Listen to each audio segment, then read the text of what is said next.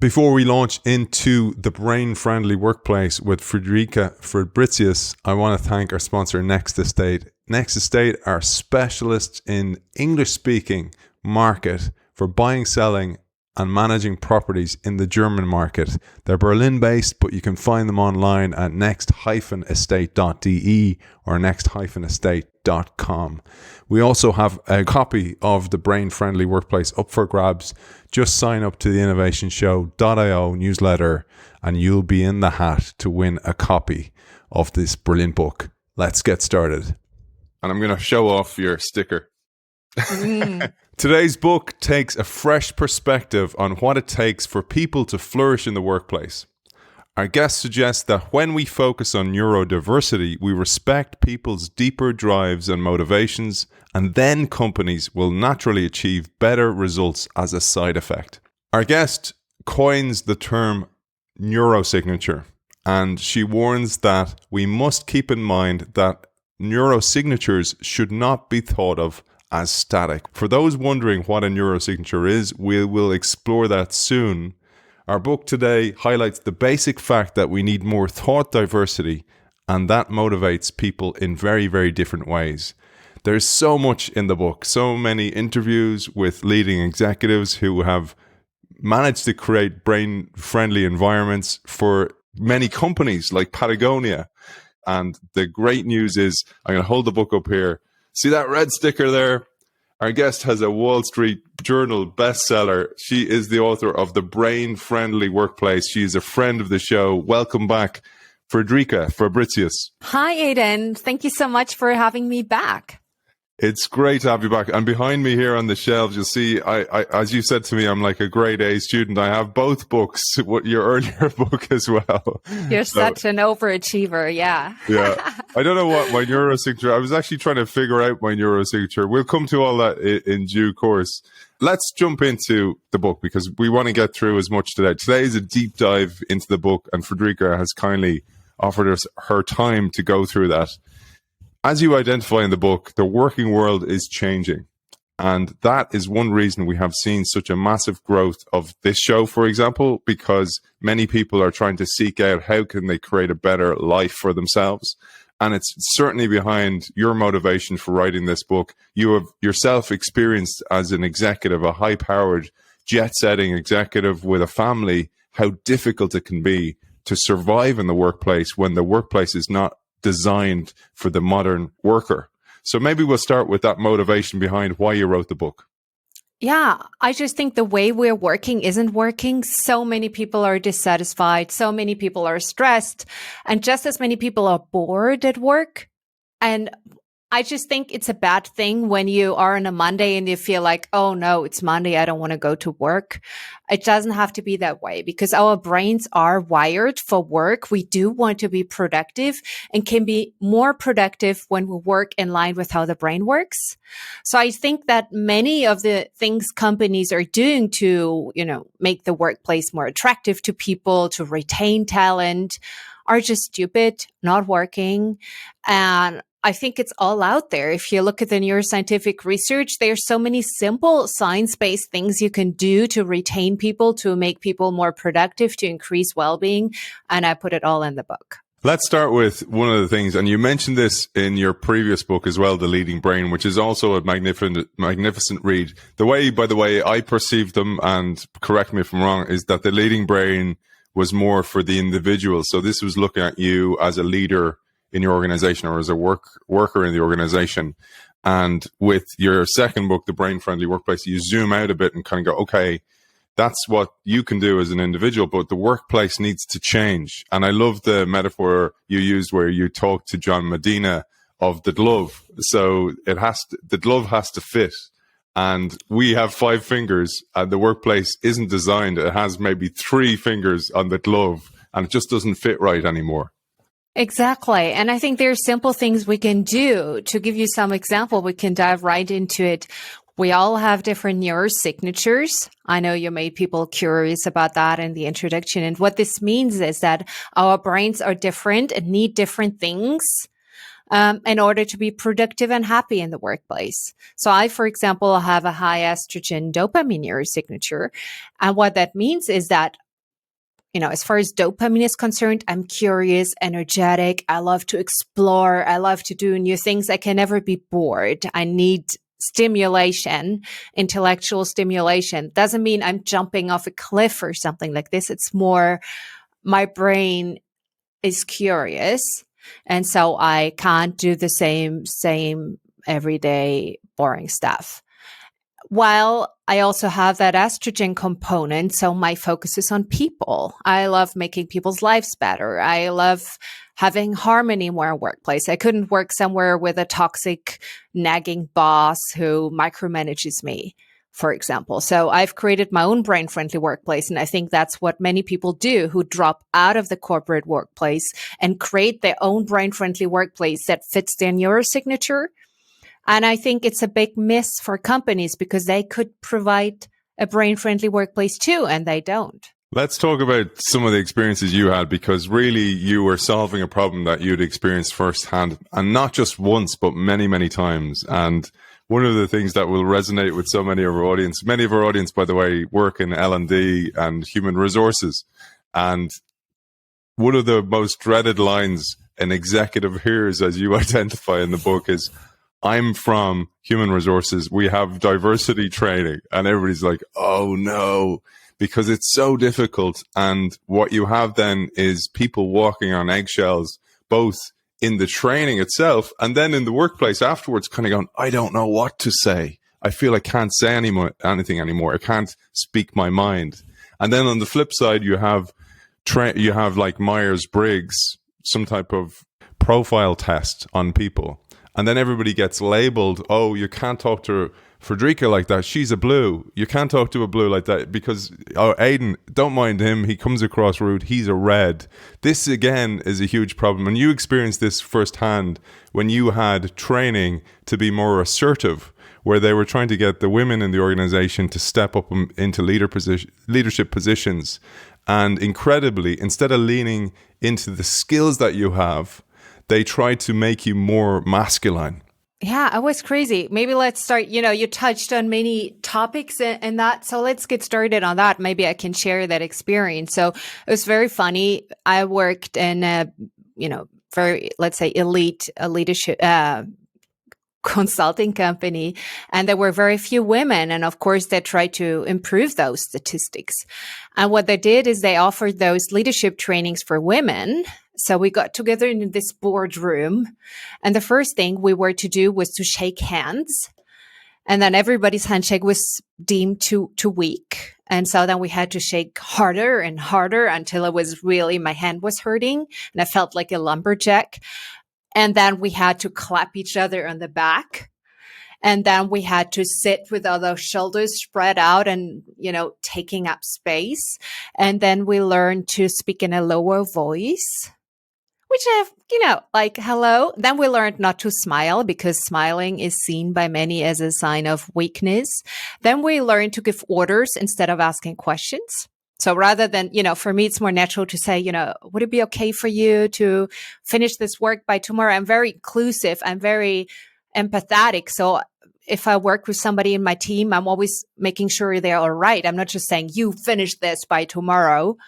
I tell them, hey, how does it look like? Do you have time to finish this by tomorrow? Does that work for you? That would be more natural to me. And I learned that that's wrong. You need to be assertive. You need to be, behaving like a high testosterone, alpha animal in the room. And I think that's so insulting in a sense because it doesn't even solve the problem. Of course, if I behave like this, I've seen many women behave like this and get ahead and be successful, but how happy will it make you? Like, how do you feel if you feel like you have to be someone else in order to be successful? Isn't that like, do we really want that? Is that making the workplace a better place? Wouldn't it be better to embrace our natural strength and to bring diverse skills to the workplace? We have some of those who like to bark orders, and they can be very successful. It can be enjoyable working with them when you find the right way, and others who are more inclusive, more empathetic. I think we need more diverse styles in the workplace. And so what I've identified in the book is a neuro gap. because I originally wanted to look at gender differences in the workplace because I had that hypothesis that many women at the top actually have a neurosignature similar to the men at the top. And that turned out to be true. So we have a lack of diversity when even the women in leadership position need to behave like men. Let's face it, that doesn't really bring in so much thought diversity. And I think I'd rather have a workplace where everybody can be themselves. So if somebody is of that more dominant personality, fine with me. Just don't force me to be like that. You know, if somebody is more creative, let them be creative. If somebody's more assertive, let them be assertive. If somebody wants to be very empathetic, let them be empathetic, but don't put people into these boxes and tell women how to be more like a man.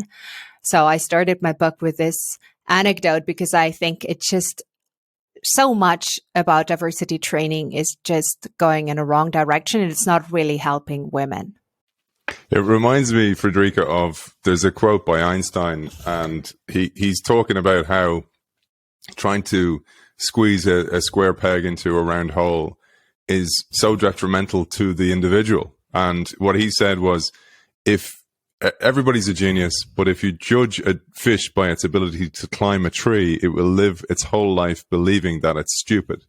And I know many people, for example, as you say, you are forced to behave a certain way or wear a mask, that you may get to the top of the ladder, but then realize, actually, I've been wearing a mask all this time.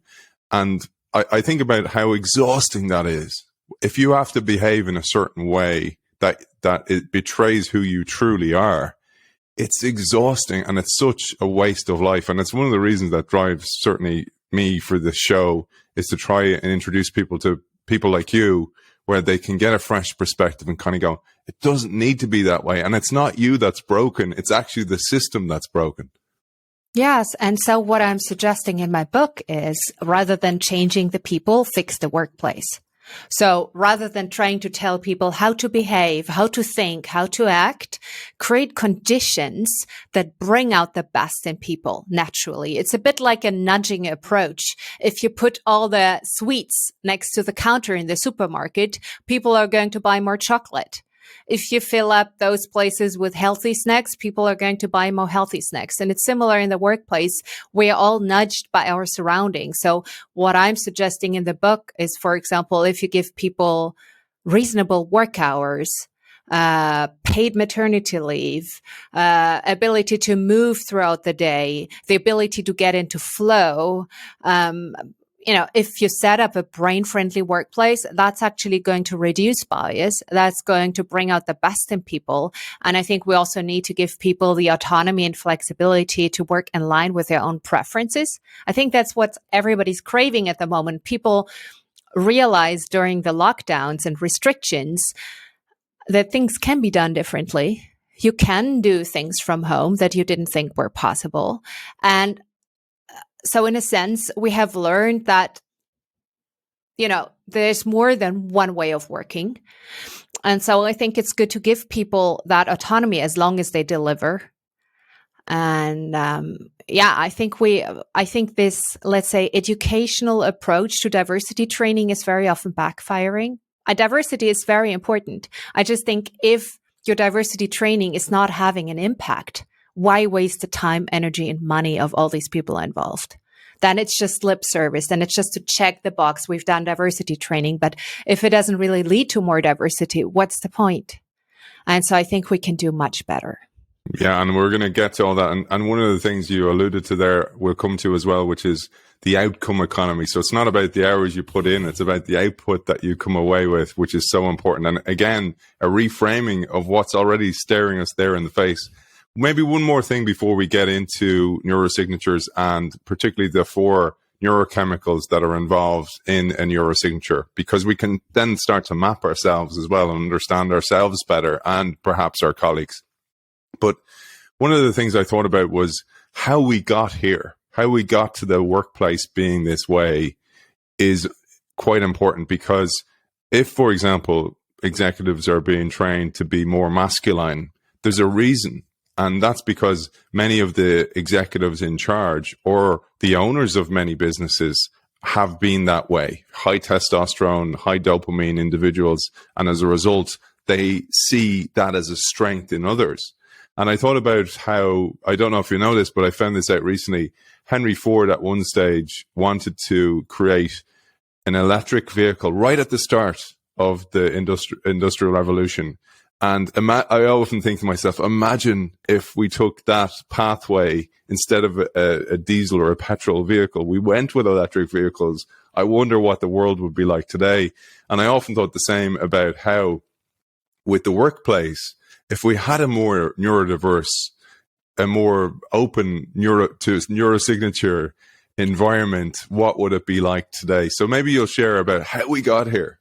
Yeah. So the interesting thing is most people at the top of organization, and that was based on data that I was gifted by NeuroColor, a company that measures those neurosignatures, co-founded by Helen Fisher and Dave Labno. And I approached them and I said, listen, I have this hypothesis. I think that people at the top are so undiverse. They're so homogeneous. I'd love to see, is there a difference between the neurosignatures of people at the top and below? And are there any gender differences? And when we looked at the data, it turned out that most people at the top, or many people at the top, let's put it that way, have a high dopamine testosterone neurosignature. And what this means is they are ambitious, they have high energy, they tolerate high stress levels. And these are great traits. Let's face it, these are great traits in life. When you have a lot of energy, you can face a lot of stress, you get a lot of stuff done, you're straightforward. There's nothing wrong with that. The only thing that happens is that, of course, they create a high stress environment for everyone else, because I think if I can stomach it, they can stomach it. When in reality, the people at the other levels in the organizations might have very different neurosignatures, like high estrogen or high serotonin. And they have complementary skills that are very important, like empathy, like lateral thinking, like risk aversion.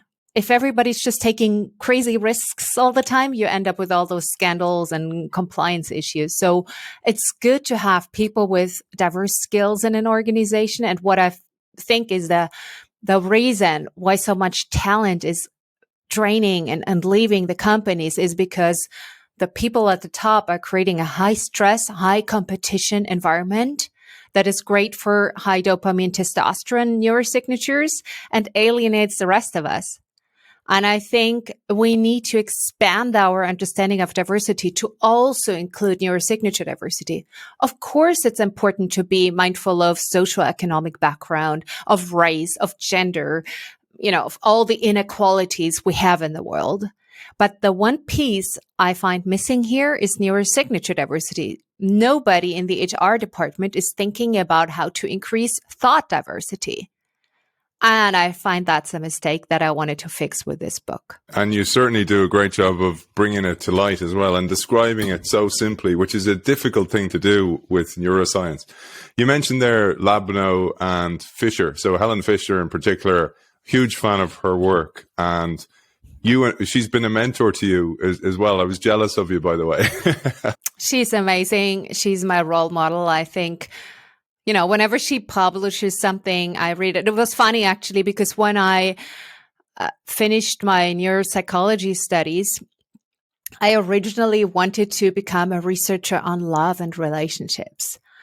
So I read Helen Fisher's book on how to find your life partner based on personality differences, and I sent her a letter applying for a PhD, which she just ignored.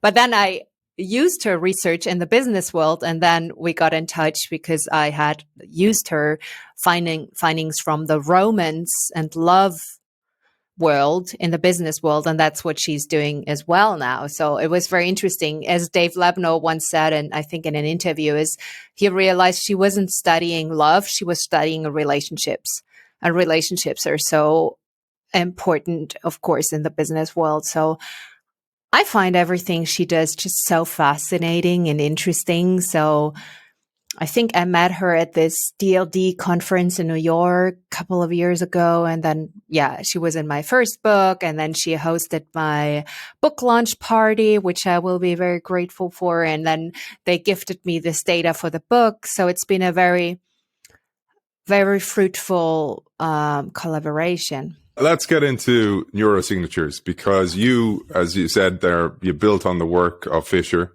and then you looked at the different chemicals involved. So when you're talking about a neurosignature, you talk about dopamine, serotonin, estrogen, and testosterone, with a caveat, and the caveat's important, that they all exist on a spectrum. So you can be different, you can have the same neurosignature, but be on a different spectrum from someone else.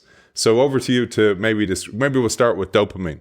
Yeah, so it's very interesting. It's actually not about dopamine levels. It's about the dopamine brain system. And it's the same for all four of those hormones and neurotransmitters. So we all have dopamine, and we all have brain regions associated with dopamine. So when I talk about dopamine in the book, I talk about all these effects. It can be blood levels. It can be brain activity. There's nature and nurture at play, about 50-50. So we're both talking about genetic influences, but also about environmental influences that influence our brain systems for all of those four. I just want to say that up front, because then people have all these questions like, can I change it? Is it genetics? Then everybody goes crazy about those things. So I just want to be clear. It's nature and nurture. It's both genetics and epigenetics and environmental influences. And of course, it can, to a certain degree, change in our lifetime, but not completely. I wouldn't say that somebody who is, let's say, naturally a very high dopamine person will suddenly turn into a very high serotonin person. It's very unlikely. It can happen, but it's just unlikely. So I think it's more, it's all on a spectrum. And so let's dive into dopamine. Dopamine makes people energetic, curious, future-oriented, adventurous. Think of somebody like Richard Branson, who's like building all these different companies, climbing all these mountains, exploring all the time. So that he would be, to me, like a typical high dopamine person. But it can take many different forms. So some people take more physical risks. Some people take more mental or psychological risk. For example, I'm very high dopamine, but I would never do anything physically dangerous like risky car driving or drugs. Zero, like no interest. I have 5 kids. Hello. Like that would be just stupid. But I do love taking psychological risks. I love exploring. I like trying new things. I've moved 21 times in my life. So I'm an explorer, but not in the sense of doing something crazy, stupid. So dopamine influences all of us. And there are some ups and downs, as with all things. So the positive qualities are, of course, all the good ideas, all the creativity, all the curiosity. The downside is that somebody high on dopamine could be unreliable, could overwhelm other people with all that energy.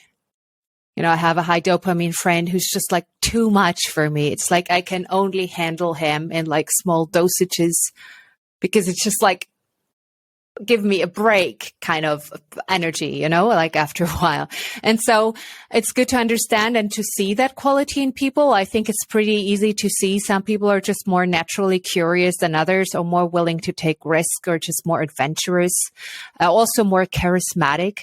Think of somebody like Obama, he's like this smooth person. So it's that kind of quality associated with dopamine. And the complementary brain system to dopamine is serotonin. So with serotonin, you would have somebody who's very reliable, cautious but not fearful, conscientious and loyal, loves traditions, is very meticulous and detail-oriented. And the interesting thing is that in the corporate world, we tend to adore the dopamine people, and we tend to have a bias against the serotonin people. And I think that's a big problem, because look at the banking bubble, crisis. Look at all these scandals. They've all been to a certain degree been caused by high dopamine people who took crazy risks. So you need that counterpart of somebody saying, wait a moment, have you really checked all the numbers? You need people who actually look into the details and make sure things are done correctly. When I go or let's ask you, Aidan, if you were to have heart surgery tomorrow, would you take a high dopamine experimental surgeon who loves to get the Nobel Prize for developing a new procedure? And who maybe with my neurosignature, I might go, it's worth the risk. I don't know. Yeah. But, maybe you also want somebody who's like very trustworthy, very cautious, does all the extra things has all these checklists to make sure the anesthesia is like 100% perfect, really taking good care of people. So I think it's complementary skills. And we tend to adore the risk seekers and to underestimate the guardians of tradition and it's a problem. I think we need both, not just in business, but also in life. It's complementary skills. And as Helen Fisher likes to say, there's an evolutionary design behind this. It's good that we're not all the same.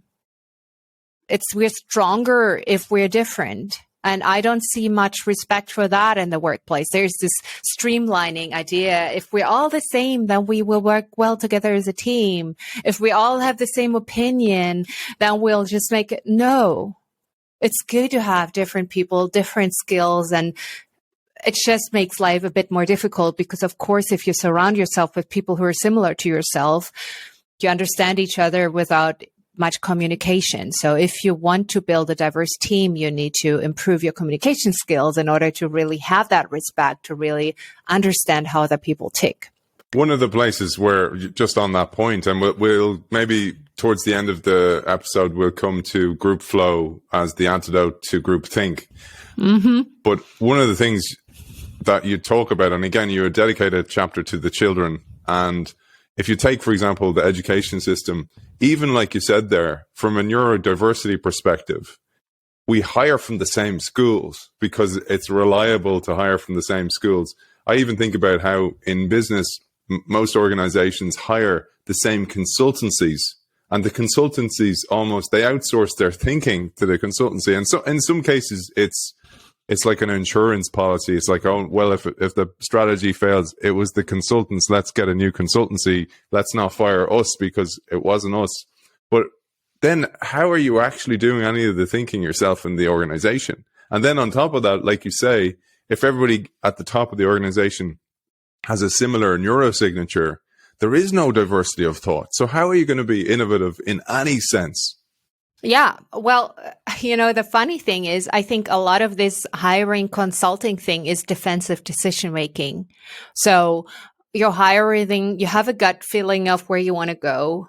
And then you hire all the consultants to back up your thoughts so that you're not to blame if something goes wrong. And so that you can say, I hired them and they did 3 months of analysis about this. So even if it goes wrong, it's not my fault. Their analysis must have been flawed. And that's wasting so much money and energy. And also, I have a funny story. The other day, I talked to a CEO I work with, and he told me that he used to hire these consultants for 3 months to do a study. And he did what they used to do in half an hour, just with a napkin, just kind of thinking for 30 minutes. And he was like, I'm done. With an analysis that they would take 3 months to do with 2 people full time, spending millions on that. And he says, it's pretty simple. You don't need all these consultants to do that. But then, of course, he takes responsibility and ownership of that decision. And that takes courage. And we don't have much of that. People are afraid of risks. I understand why, of course. But I think we should remove some of that red tape and simplify things wherever possible and spend our time more wisely and not waste it on useless analysis that nobody needs, and that doesn't really improve anything. I love that. I'd love to work for someone like that. It's just make the decision, move on, test the hypothesis, see if it works in the field, and then bring it back. And we'll come back to a brilliant case study of that with you. One of the case studies you ran with the chemotherapy drug, which is just a fascinating story. But we'll maybe mention that at the end of, we'll explain the other neurochemicals first involved in neurosignatures, and then go, this is how a neurosignature creates diversity of thought, and this is how the results are more innovative. We'll come to that in a second. But let's keep on the flow of the neurochemicals. Yeah. So let's talk about testosterone and estrogen. Testosterone has that quality of like, you're tough-minded, you make decisions, quite linear thinking in a way. So it's like, it's the people who like to have one executive summary, 3 bullet points. Many of them enjoy technology. You can think of somebody like Mark Zuckerberg, you know, like very like boom, this kind of energy. But they can also be quite rude sometimes, in a sense that tough-mindedness, it's not like always associated with a lot of empathy. So there is a positive quality to it. You don't have to guess. It's very straightforward. You know where you are with these people. They're very efficient, have a lot of energy, high stress tolerance. While with estrogen, people have more of a people focus, very good with words, high empathy, and a bit more lateral thinking. And lateral thinking means you find unexpected solutions. You see patterns in seemingly randomly data. And that's a different complementary quality again. You can think of somebody, you know, Oprah Winfrey, you know, like sitting on the couch, asking questions, really putting herself in the shoes of her subjects. And so it's important to have all 4 qualities in the workplace, not necessarily always in one person, but to have a team of diverse neurosignatures, I think leads to the best results, because then you have somebody who loves the tasks that you despise. And then you have somebody who covers your blind spots. And I see very few organizations that are hiring people for diversity of thought. I see very little efforts to increase cognitive diversity or deep diversity. And I wonder why. There's so much potential there. It's such a loss when you don't do it. So, and it would be fairly simple to do. And so that has always been an enigma to me when I see all these diversity initiatives. They're so superficial in a sense. It's only, I mean, I get it. There's ethical concerns there, and I don't want to say, you know, but they don't really solve business problems. They're there to check a box to say, we've done this, we've tried, but they are not necessarily making people's lives better. I couldn't stop thinking about when you mentioned Oprah Winfrey there, when she interviews Tom Cruise and is like, Katie's awesome, Katie.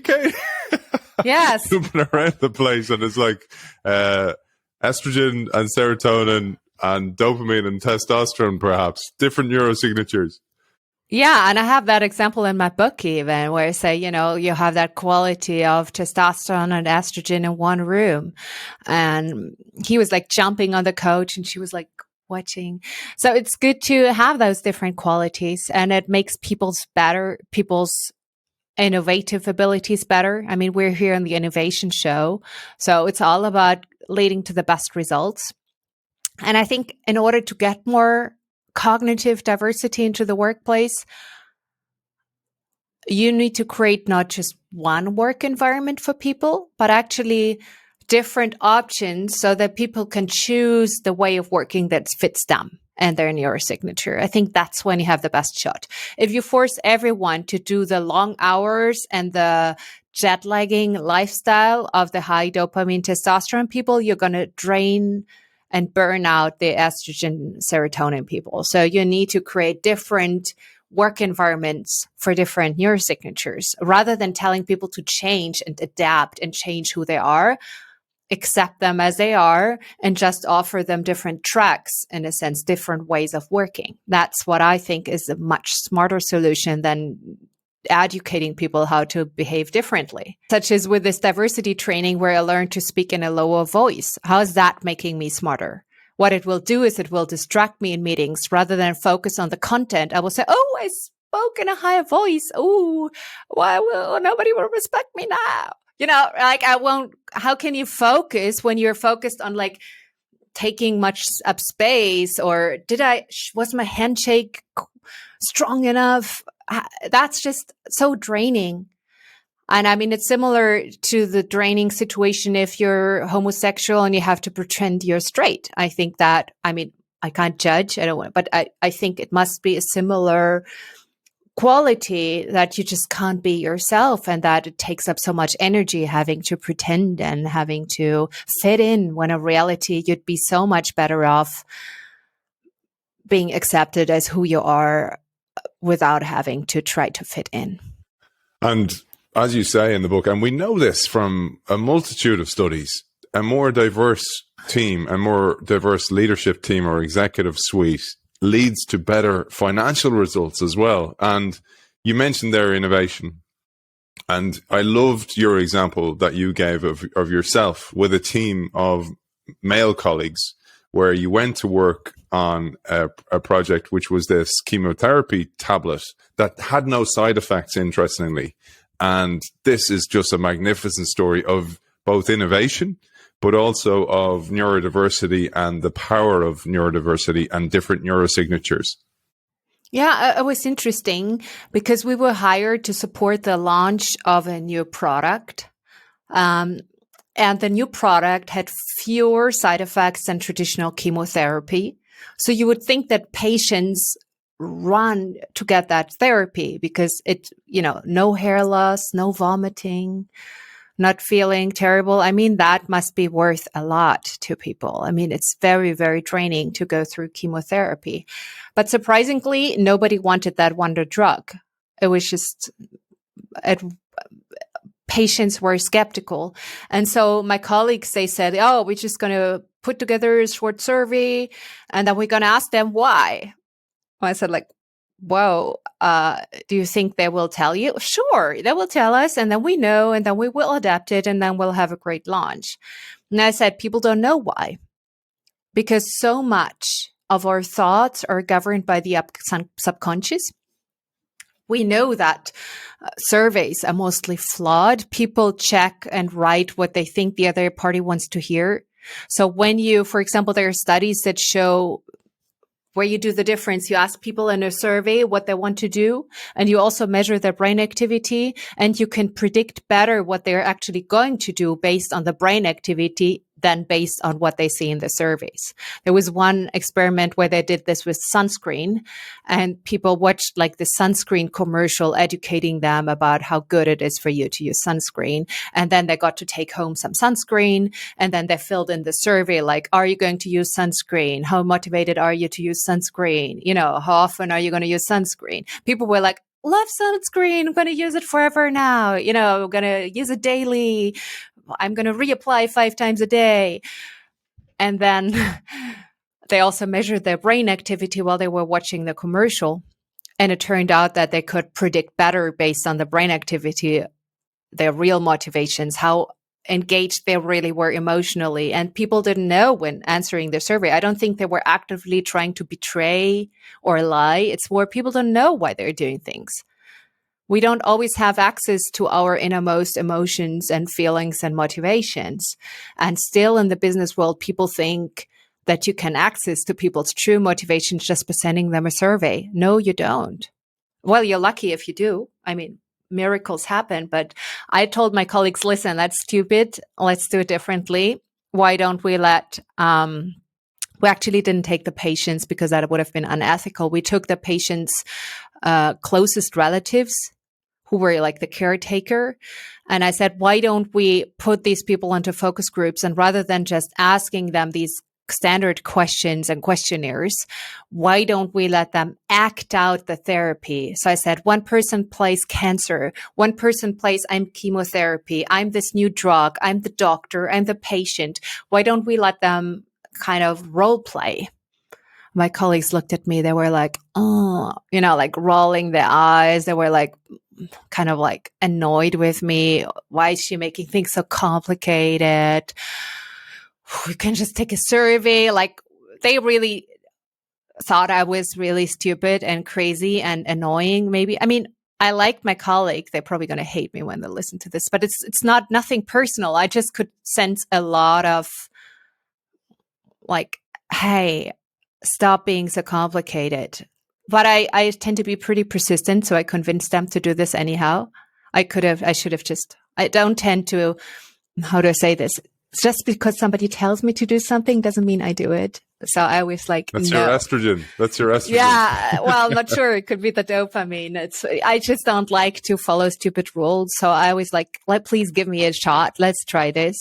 And so we involved the marketing company that did this. And it was like the most amazing launch ever, because what they found was that people didn't like the new drug because there were no side effects.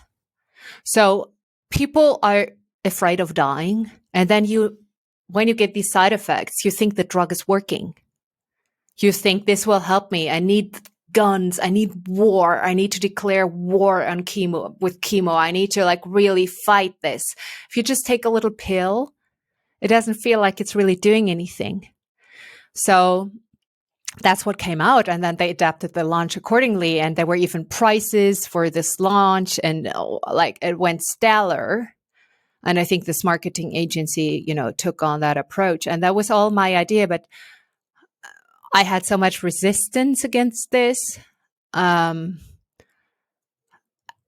it's just a typical way of where thought diversity leads to better results. I'm not saying my colleagues were fantastic on so many other things, like data analysis and putting these reports together. They did a lot of other things that I wouldn't be able to do as well. And I think a thought diverse team where you listen to each other and where you respect different approaches is so much more successful than a team where everybody just has a streamlined thinking of just one way of doing things. It's a brilliant story, and it's even more brilliant because you were the person who experienced it firsthand. And I think you're talking to the exact audience of our show. There's so many people listening kind of going, that happened to me. The colleagues shaking their head kind of going, oh, here he or she goes again, and rejecting the idea, and let's just stick to the script. And if you stick to the script, you're not going to get any new thinking. And no, I wanted to share, I'd love you to share this, just a few examples of those neurosignatures showing up in the workplace. So, like, for example, you mentioned how women are better at lateral thinking because of their neurosignature, because of their natural neurosignature. It allows them to be more open and think across different streams, etc. And then how, for example, if a man shows not so high dopamine testosterone as a neurosignature, he's often deemed as weak. For example, smiling or being fun in the workplace or etc. can be deemed weak. But it depends on who the person is that's judging you, who the person is in the seat of power in the organization, how they judge you. So if somebody's very high serotonin and they like to follow the rules, etc., and I'm dopamine, they're kind of going to go, oh, here he goes again. Will you just stick to the script, etc.? And this is where we get all these clashes. And I just find this absolutely fascinating and something that really needs to be grasped and understood both by executives in the organization, but also by HR and learning and development teams. Yeah. And I think, of course, we're using tools like the MBTI, the Myers-Briggs. You alluded to this in the beginning. And the funny thing is there I see, that's kind of an approach where you try to talk about cognitive diversity. But there again, the tools that most organizations use in the workplace have no scientific foundation. So they lack validity. Validity is whether the task is actually measuring what it's supposed to measure.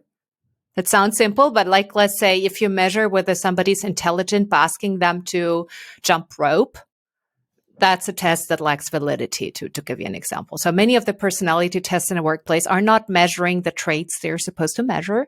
That's a problem.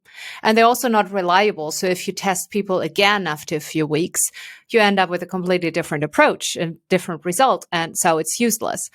And companies are spending so much money on unscientific but popular personality assessments.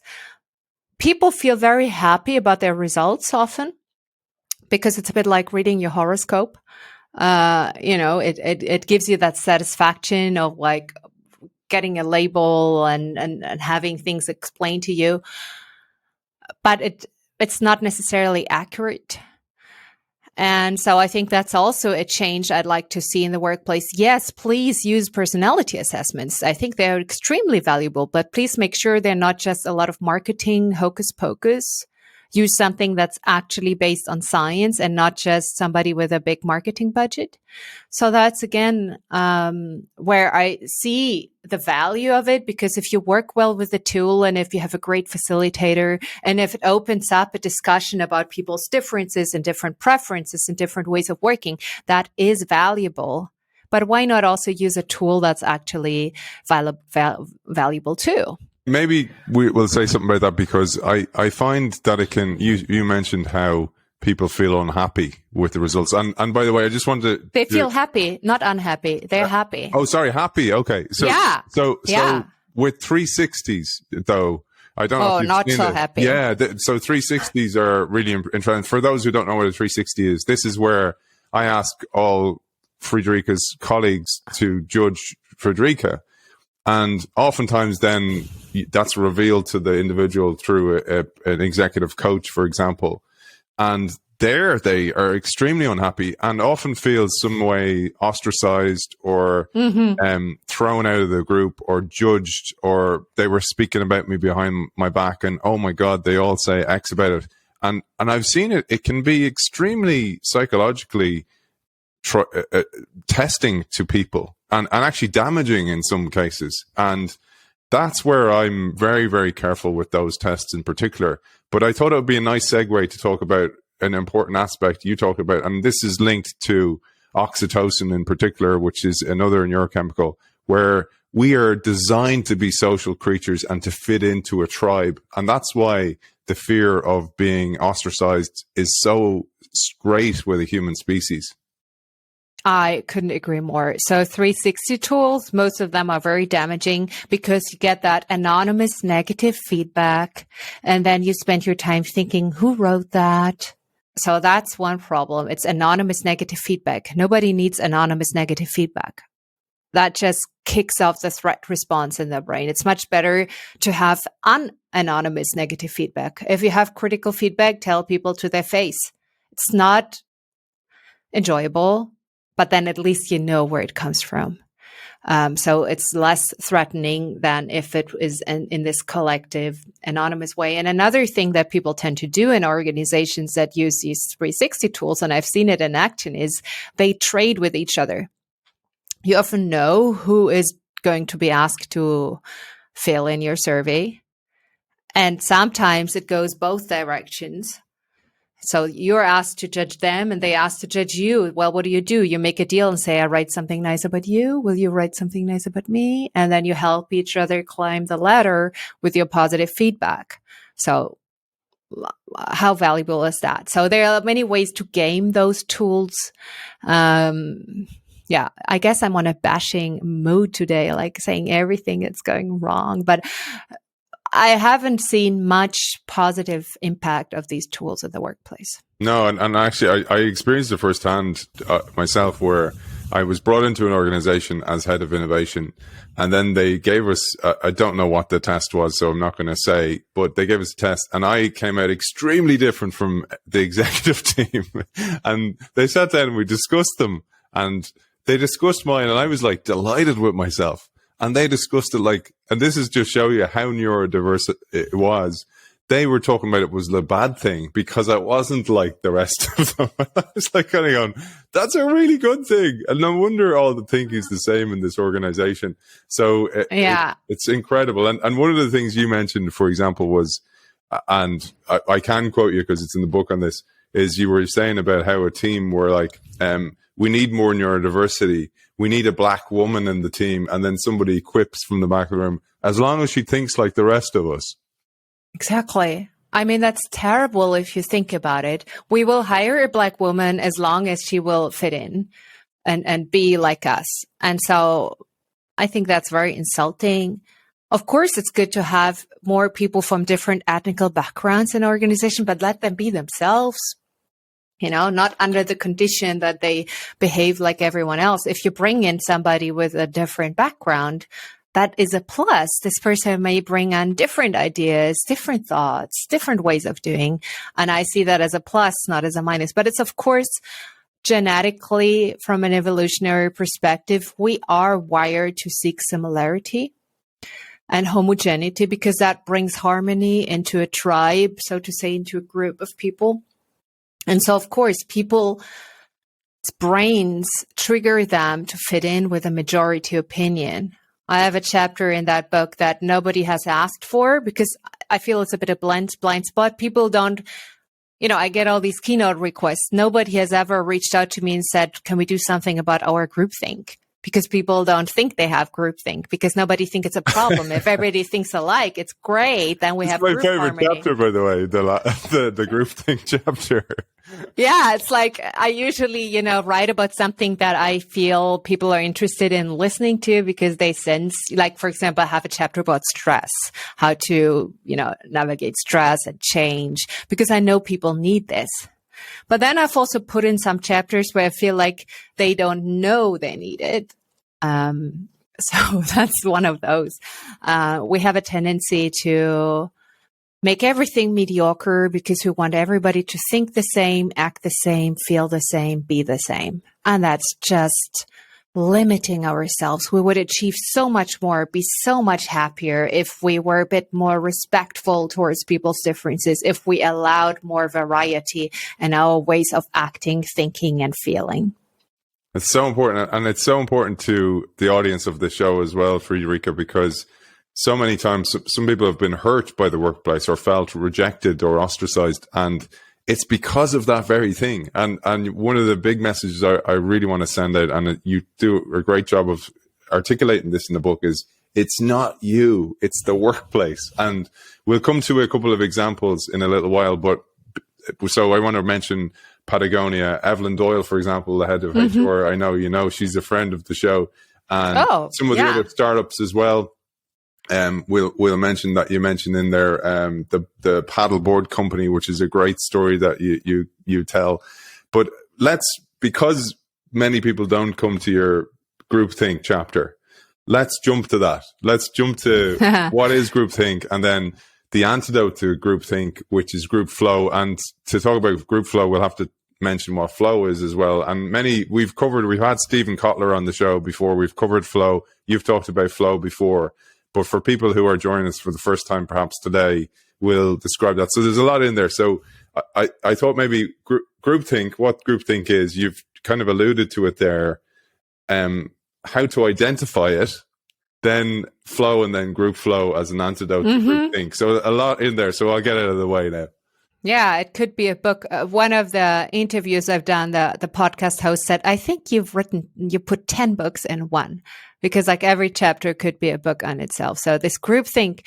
So what is groupthink? Let me start with a study. They asked people to look at faces of strangers. So you would get these pictures, and then you'd have to,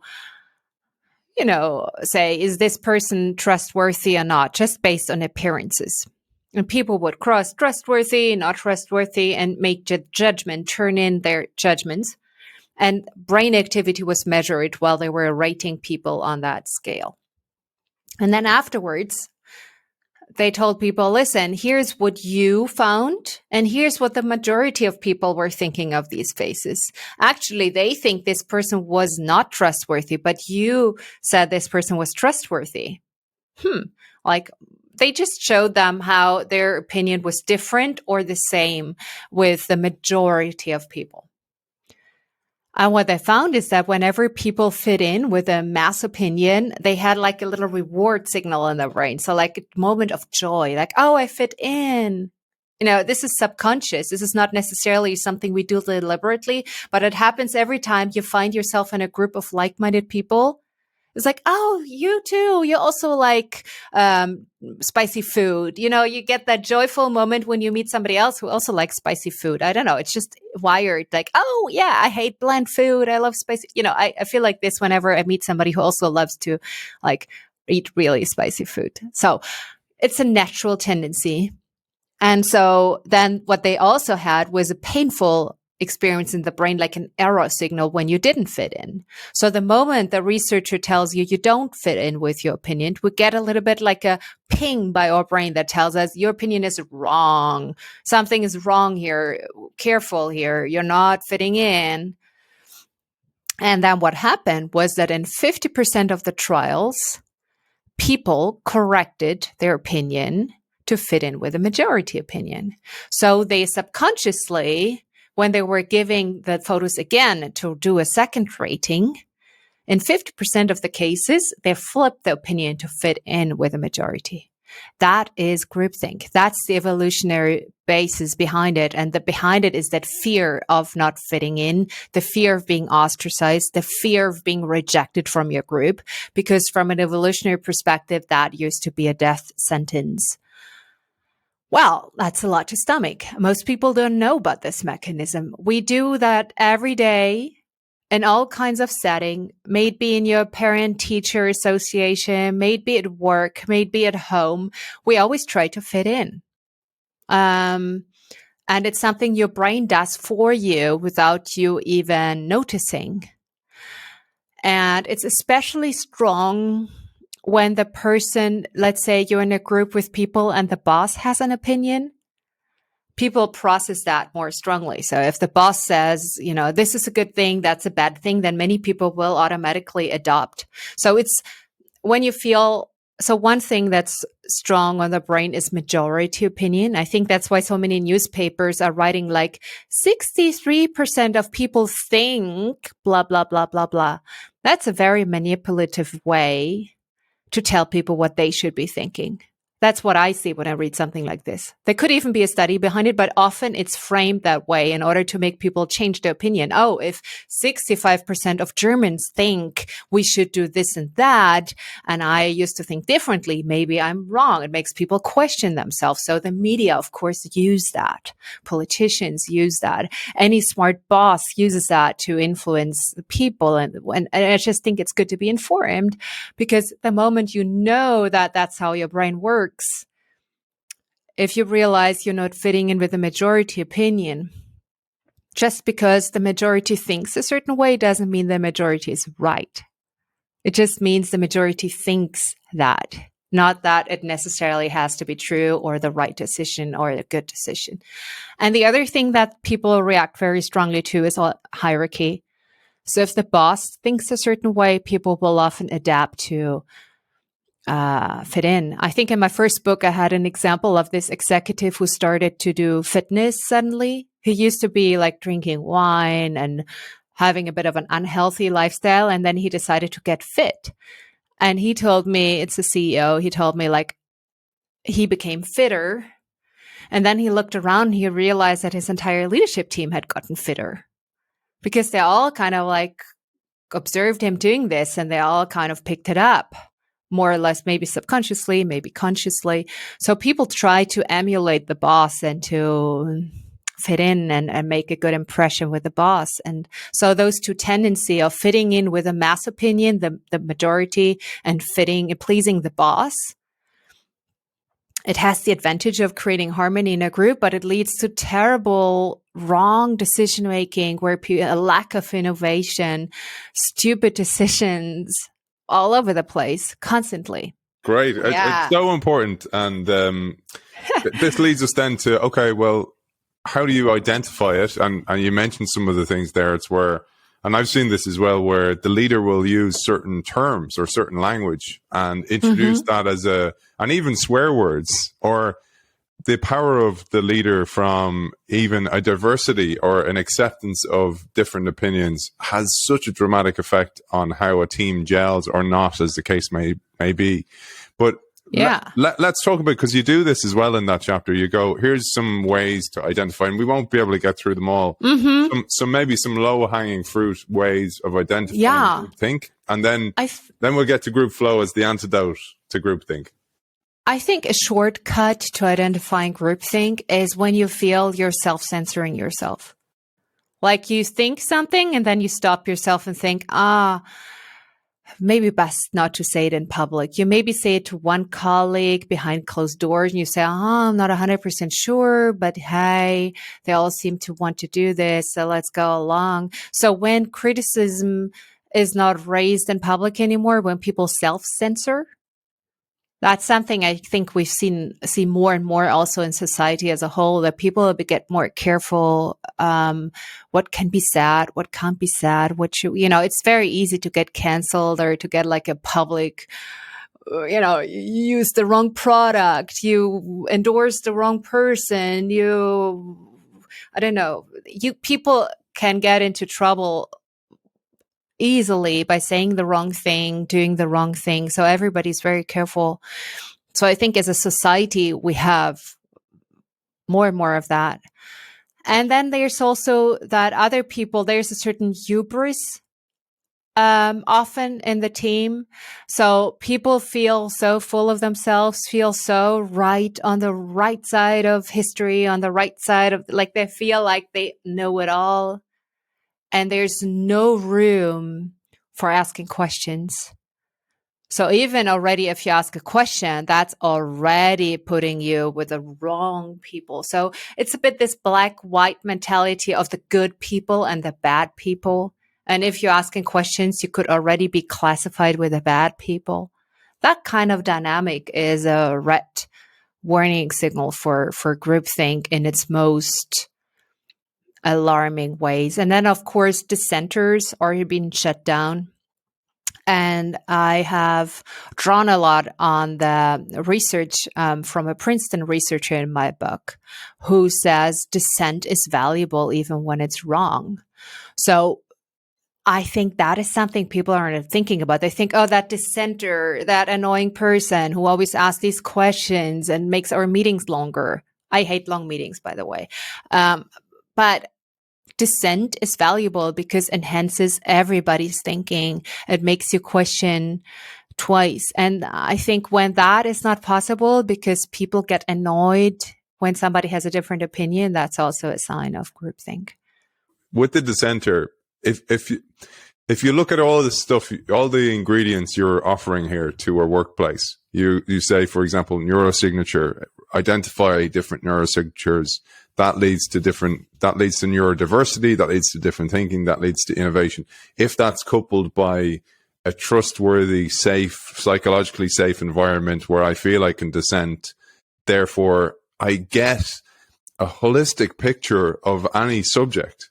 But one of the things I'm 100% sure of is if you have to go to a meeting where you feel a little bit uncomfortable, and this goes to your 3 F's of fun, fear, and focus.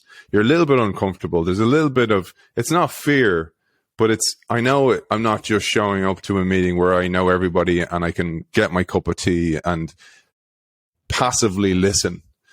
If I go to a meeting where it's a neurodiverse team and a diverse team who I'm not exactly friends with everybody, they all come from different backgrounds, different races, genders, etc. I have to be at top of my game. So I'm going to prepare better for that meeting as well. And as a result, the organization or the outcome is going to be better. And that is 100% sure. Exactly. And I think we think that everything is better when everybody agrees, when in reality, we tend to have a lot of blind spots, a lot of bias. We come up with mediocre solutions. We suppress innovation. And so the big question is, how can we get into group flow? How can we experience the opposite of groupthink? And group flow is all about when a team works well together to the point where you feel you become one. So it's often being described by teams of surgeons who work together and then always feel like one moving organism because they help each other. Everybody's on top of their game, and together they are better than they could ever be on their own. So it's a form of flow. It's very addictive. Lots of chemicals are released. There was a recent study where they could find that when people get into group flow, it's a different brain activity than if you just get into individual flow. It's like ballet dancers dancing together or an orchestra playing together. it's a different experience than when you're just playing by yourself, when everybody complements each other. And so that, I think, is the highest form of performance, because humans are social creatures. We are wired to be social. And so it should be a company's or team leader's motivation to put people into group flow and not into group think. And the big question is, how do you accomplish that, right? How can we make it happen? So let's come to that, because I mentioned a couple of things earlier, and people who may have noticed that may be going on, when are you going to talk about that thing? One of the things was the outcome economy, and I'm going to tee you up with a quote for that, which will get you to talk about a certain organization. But just on the group flow, I've experienced group flow through sport, and I'm sure, and I don't know if there's any studies on this, I'm sure there are, but when, as you know, a memory or an experience is infused with or energized by neurochemicals or emotion, they stay with you much longer. And I just say to our audience, think of times, and it could be when you were a kid, that you were playing with friends, or you played a game, or the chess club, whatever it might have been, that when you worked together, they were really fond memories. But it's probably that you might have been in group flow, or the emotions might have been so high that has been just etched into your brain. That memory is such a great memory. And it is so difficult to come off. Like I talked about this before with sport. When you retire as a professional athlete from a team sport, you go through withdrawal symptoms because you don't get those same chemicals from the workplace. And it can be a real trial for people. Oh, that makes so much sense. And, it's very addictive. And research has shown that, there's all these positive chemicals. Then also your prefrontal cortex, in a certain sense, gets deactivated. So you get less a sense of self. You really feel one with the team. And that is an almost spiritual or religious experience, if you want to put that away. And how are you going to get that?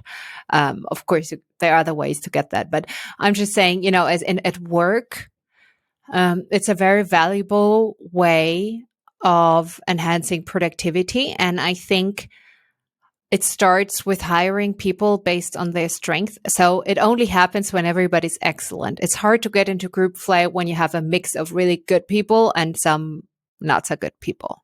It's hard to get into group flow when some are at the top of the game and others are not. So you need a certain level of excellence to get into group flow, or people need to be on similar levels of expertise. So it's hard to get into group flow when, you're bouncing ideas back with somebody else and then there's like just a dead wall. Like,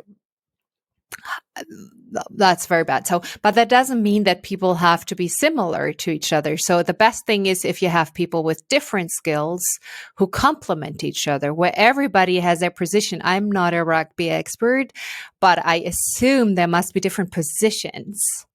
A bit like, I don't know, the quarterback in football, or, I love sports, but I don't watch it. So I have no clue, but there must be the people in the front doing the goals, and then there must be people in the defense or something like this. So the best team is not when everybody is playing in the same position, but when people have their unique sweet spot. And that's how it also works in the business world. And so we should hire people for their unique, complementary, different skills. And that's when you get into group flow. When everybody in the orchestra plays the same instrument, well, yeah, what kind of music is that going to be, right? We're not going to be buying that album. But I mentioned the outcome. I mentioned the outcome economy, and I mentioned I'll tee you up with a quote here. So this is from a successful entrepreneur, and I'd love you to unpack this. And we'll mention this company. We'll mention Patagonia as well, which is a company we all love and who have shown themselves to be even more in line with humanity than ever before with their recent moves as a company, which is just incredible. But in this, you said, in the outcome economy, this is a quote from the entrepreneur. I told my employees I wanted to give them two things. First, I simply wanted to give them their lives back so they'd have a pass to walk out each day at 1 p.m. as long as they proved highly productive. Second, I wanted to pay them better for the more focused effort that they would take. their per hour ratings or earnings were set to nearly double overnight. We'd be rolling out 5% profit sharing at the same time, and each employee needed to figure it out for themselves. This sounds crazy to many CEOs who listen to this show, but the results were astounding. Yeah, that was Stephen Arstool. He's the CEO of Tower Pedal Boards and Electric Bikes. And I had read his book. I think it's called The 5-Hour Workday. Don't get me wrong, it could be, but a really good book, which describes his journey of offering people a 5-hour workday and what happened, and you know, a real honest description. And then I reached out to him and I said, hey, you want to be in my book? I have a few questions for you. And the funny thing that happened was that he was so refreshing and honest. So I asked him, I was, oh, how's the 5-hour workday going? And he said, well, we don't have a 5-hour workday anymore because people became entitled. I was like, okay, here goes my interview, you know, like, hey. And it was so interesting, but they changed it. So what actually happened was, in the beginning, it worked really, really well. So people became more focused, productivity was better, everything was better, it seemed. But after a while, people got so used to it. So whenever there was a crunch and you maybe have to stay 5 minutes longer to complete something, people were like, hey, well, I finished at 1 o'clock. I need to go surfing. Like, there's no way. Well, I'm dropping my pen here now. And so people kind of became a bit complacent in a sense. And he said the way he moved around that and found a solution was that he said, if we are growing, then people get the 5-hour work day during the summer when they enjoy it the most. So it's something people kind of have to earn, and everybody needs to work together to make it happen. It's not just a bonus that's been given to you for doing nothing. I'm not saying doing nothing, but in a sense, you have to earn it together. And I think that was very smart, and that was very refreshing for me to hear. So he wasn't just like, you know, he tried it himself, and sometimes it worked very well and sometimes it failed. And I loved how transparent he was about that. He could have just, I loved that interview with him. I found it so refreshing. You know, I had with this one question to him and I said, hey, are you hiring people for diversity of thought? You know, what are you? And he was just like, I go for grade point average. I was like, whoa, love that simplicity. You know, I loved every second with this man on that interview. It was just, I think he does a lot of thoughts, and he just does his own thinking on how he wants to run his business, and he's hugely successful. I mean, if you look at it. So it was just one of my favorite interviews because he was just so, it wasn't this usual BS where you're like, oh, we hire for diversity and gender diversity, and we hire for, I don't know, it wasn't all this corporate marketing. It didn't feel like a marketing brochure for his company talking to him. And I found it so refreshing because there's so much lip service out there and so much blah, blah, blah. And I love the freshness and the honesty and the transparency of sharing how he really is doing business. And I found there was a lot of humanity in it because he originally started the 5-hour workday also because he has a son and he wanted to be there for his son and not just miss out on his life and on his games. And he wanted to really be present in his son's life. And how many men really do that? Yeah. Anyhow. No, it's a great point, because also what you said there, which really struck a chord with me, was if he was the leader of the organization and he wanted to do this, he thought to himself, I feel guilty doing it. And sometimes he'd go, oh, you know what? I can't pick up little Johnny and bring him to his soccer game because I can't be seen to do that because I'm the leader. And then instead, like you talk about in the book, he changed the workplace to go, well, if I feel this, everybody must be feeling it. I thought that was a key point from that story. Yeah, I found it so impressive. So really I really enjoyed my interview with him because it was even more, I mean, I loved the book, but then getting that update from him of after the book, what happened, a bit like after the happy end in the movie, what happens afterwards, to get those insights on how he, you know, what were his motivations behind it, what really happened to people. That was really, I remember that interview. I mean, everybody's always trying so hard to make a good impression. And people always tell you the same boring stories that are just, you've heard a million times before. And in this interview, there were so many refreshing ways of looking at things that I thought, here we really have an out of the box thinker who does things his way and tries to do well and adapts when things need to be adapted. And I also laughed out loud when he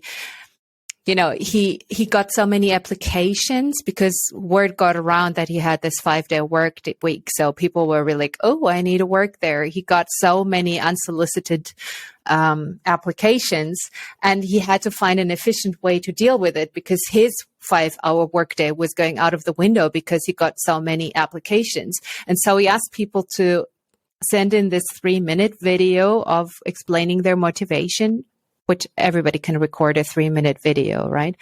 And he said there were some very bright, like the best of the best, really successful, talented people. And then there were just some people who were just like, oh, dude, I love the 5-hour workday, and then he could just like toss those people out right away. I love that approach. I mean, it was so funny. Yeah. Speaking of the dude, you say, okay, well, people are going to be thinking, hey, that's easy for some board company who, load of surfers over in LA. But what about a real company? So you do call that, and I'm sure some people have thought that. And you go, well, it actually exists in many, many companies. One of those companies, so these are companies who are becoming brain-friendly companies. They've put things in place. One of them I mentioned at the start, I mentioned Evelyn Doyle, who's an Irish woman, by the way, which is why I mentioned her, head of HR for Patagonia.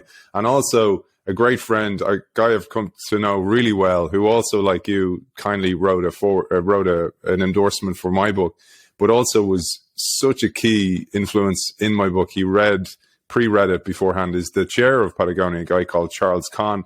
And he has a magnificent book called Bulletproof Problem Solving. We did an episode on that a couple of years ago now. But he and Evelyn, I don't know many other people work in Patagonia, but if they are like the type of executive that are there, you can see why it's such a successful company.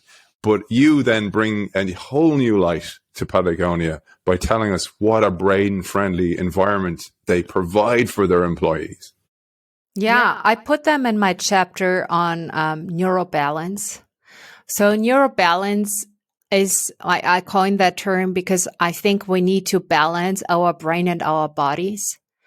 And so when you take good care of your body, you also take good care of your brain. Most people think your brain is more something independent from your body in a sense, but actually those are very much linked. So when you move your body, you get more dopamine, you get more oxygen, you get more brain-derived neurotrophic factor, you get all these hormones and endorphins and neurotransmitters that improve your thinking. And I looked for companies who are helping people to get neurobalance. And then Patagonia came to my mind because they allow people to surf on during office hours. They offer brain-friendly, healthy snacks that are good for your brains.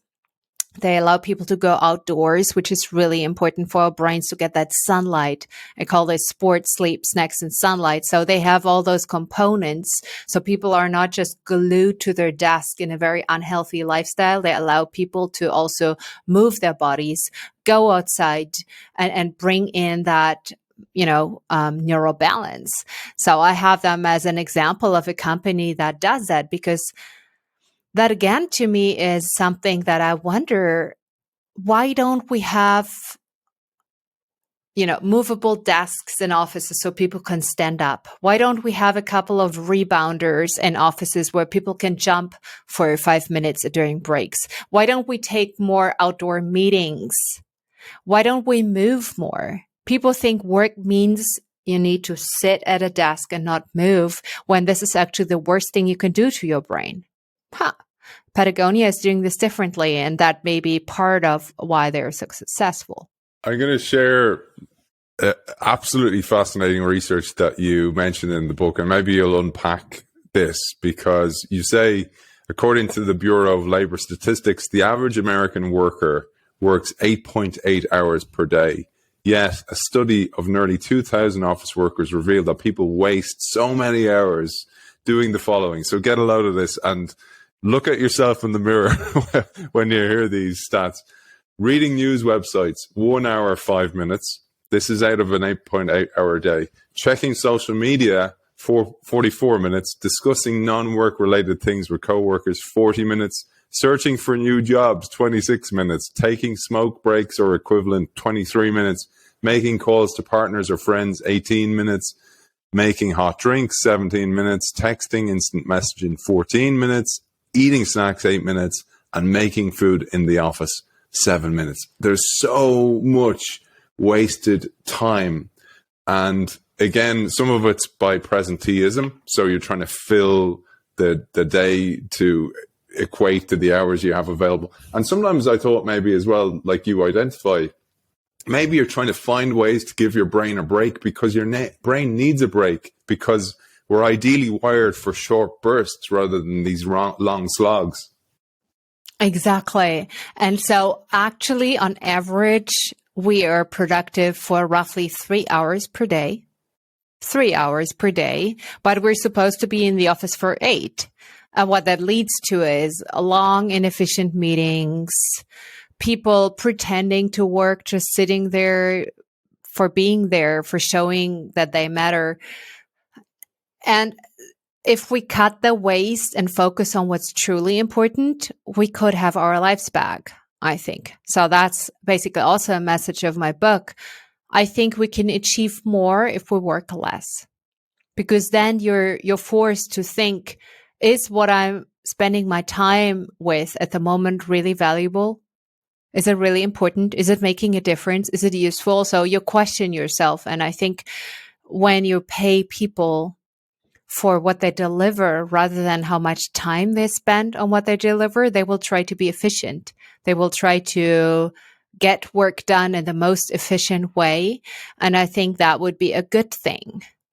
So, when I hire somebody to do something for me, I don't care when they work, how they work, what they do. Ideally, I wouldn't pay people by the hour, because then people just try to bill hours, but they can drag out a task that takes 30 minutes and make it a 3-hour project.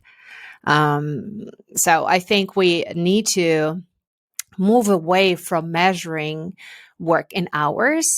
We should be more thoughtful and thinking, okay, what do I want this person to do? And then people should do that. And I should pay them for that, and for the value of the work, but not how many hours they spend doing this.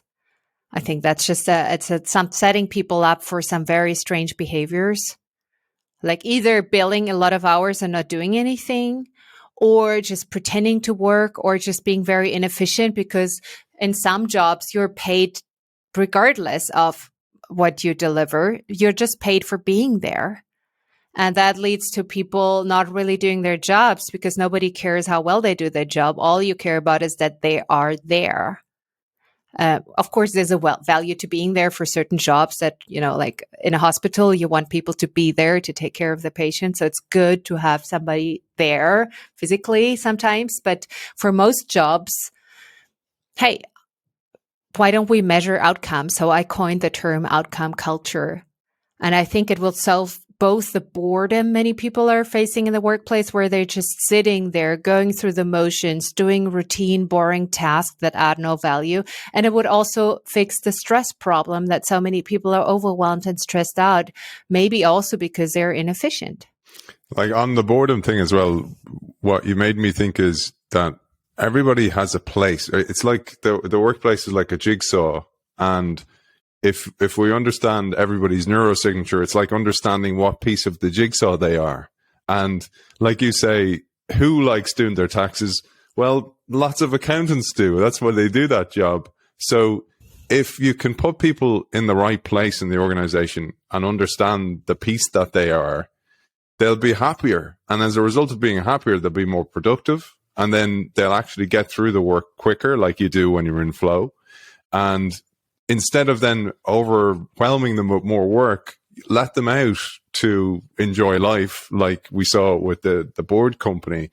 And as a result, the world will be a better place. I mean, that's one of the many outtakes I had from your book was that realization that's so systematic. The problem's systemic, and it's going to take a long time to change it, just like it took a long time to get here.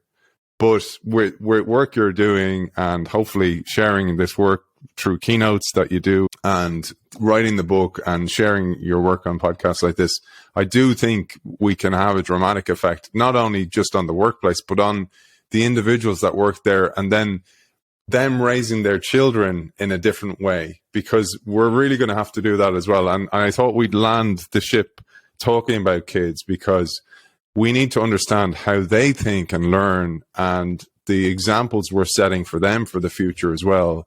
Because they learn by observation so much. And if they see us with these stressed lifestyles, coming home from work, Dad, will you come out and kick the ball with me? I don't have time. I have to read this paper for work tomorrow. Or like what happened to you, the CEO calls at 9 p.m. and kind of going, let's go through that PowerPoint now that we're presenting tomorrow. And you're kind of going, that's been sitting in your inbox for 2 weeks. And now you tell me that the respect for that, and then the way we pass the baton on to the next generation is so important. You know, I put an entire chapter in there about how we can create a kid-friendly workplace, or how we can integrate work and life in a way so that kids don't take the toll. And I think Nelson Mandela said something along the lines that we can judge a society on how well they treat their children. And that resonates with me. I think we're not treating our children well. When you look at the UNICEF reports they're putting out on a regular basis, you will see that so many children have mental health issues. So many children are suicidal. So many children feel lonely. So many children are victim of mobbing, or not mobbing. How do you call this in English? Are victims of bullying. Yeah. Or bully other children. And I think it's symptomatic of our society. We're not really putting children first.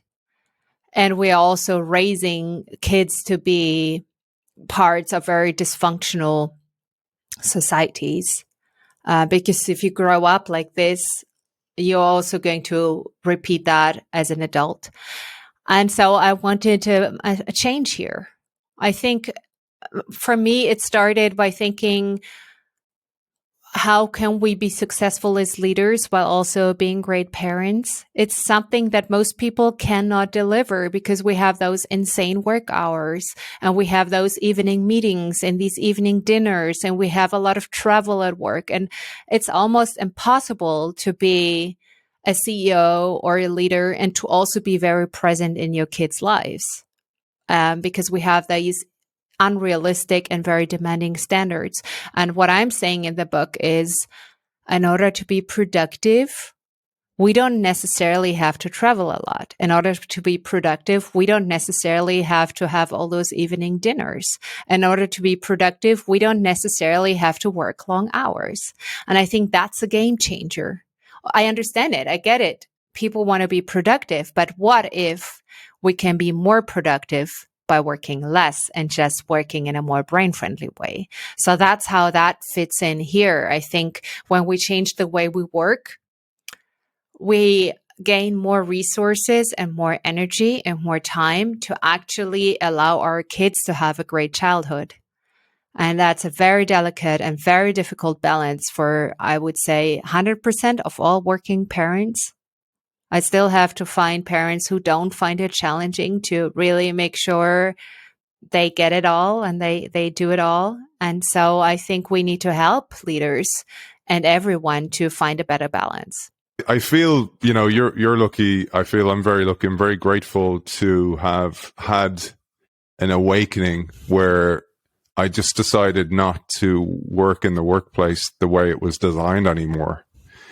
And it took going through some bad times in order to realize that. And, you know, I've often said this in the show. One of the times was when my kid, he was only a baby, and I was on the phone, supposed to be playing with him, and he grabbed my hand. And he's like, "Dad, being on your phone is not playing with me."